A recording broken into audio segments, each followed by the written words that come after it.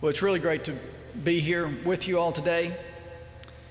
Chief Jackson tells me that last year, the number 3,603 is a number to remember. 3,603. That's how many cardiac-related runs were made by our city's emergency medical crews. And that's why today is so important. 3,603 represents almost 10 calls a day. That's why the equipment that we're talking about today is so important. This is a big, big step forward in emergency medical care.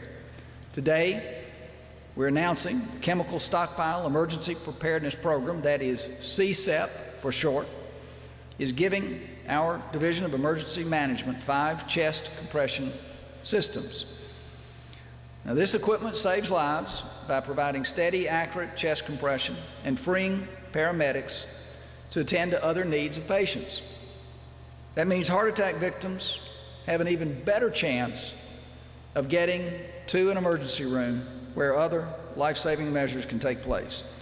So I want to thank Tammy Liebenauer. I want to thank CSEPP for this and other life-saving equipment that will offer better protection for our community every day.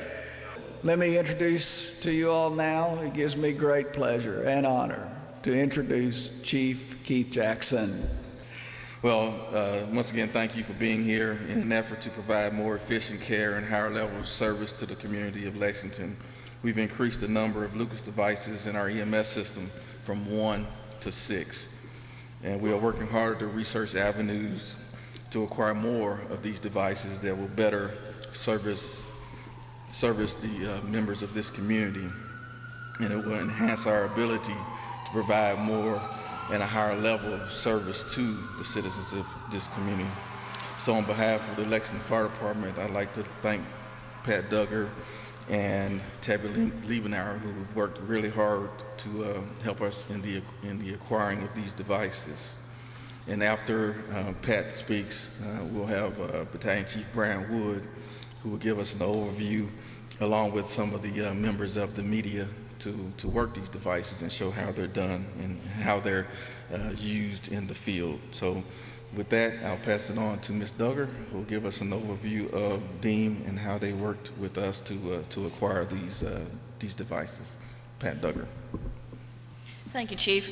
It's my pleasure to be here today, and as always, CSEPP has been very good to Fayette County. It's been around since 1989 and has actually over the years provided us with about $7 million for varying things. We've been able to get the fire department a mobile ambulance bus, some heavy-duty rescue, some hazardous materials response equipment, been able to assist with the public safety radio upgrades, decontamination systems, and it's not just the entities within the urban county government. We've been able to help the local hospitals and some of the other response agencies that are all part of the community that would assist. And the nice thing about this is that these pieces of equipment are not just available for a CSEPP emergency.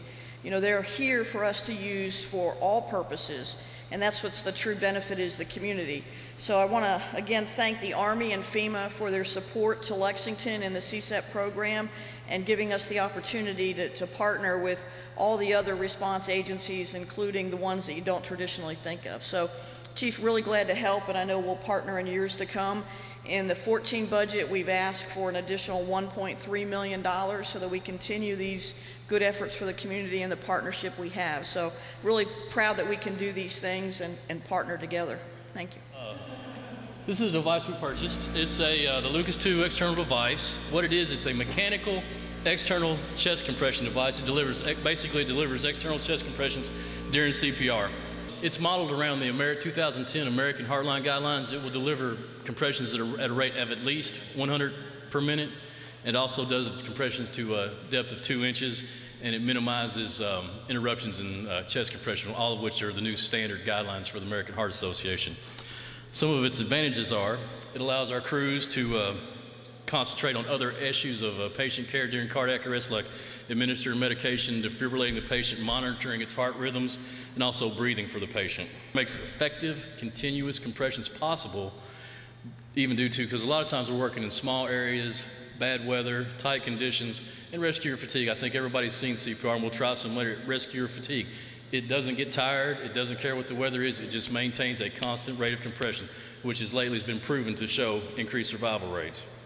One of the great effects is it improves our crew's safety. It allows our crews to stay seat belted. Instead of having to stand over and deliver CPR, they can stay belted in their thing, which improves our safety of our crews. When we were purchasing the device, they make several different types. We trialed several. This is the one we found to be most successful, and we partnered with some of our surrounding counties, and we found that we had a 47 to 68% increase in return of spontaneous circulation, which means they arrived at the hospital with a pulse. So that was a good thing. That's why we chose this device, and we've proven it in the field. And I mean, the best thing I say, it allows for us to provide better care for our citizens. And it's a very simple operation to start. You can press 3 buttons and you turn it on when you take it out of the bag. You press the adjust button, see where he pushed it down. You press the set button and turn it on. It can either provide continuous compressions, which is in line with our ALS skills and our advanced life support paramedics, or it can do it in the basic EMT, American Heart Association, where it sets you to 30 to 2, where it prompts you to give 2 breaths. It's very portable. This is what it looks like applied to the patient. This is how we carry it. It comes in a backpack. As stated, we currently have 6. We carry 5 on our district majors vehicles who respond on all cardiac events, and we keep 1 as a backup in case one of them has a mechanical problem.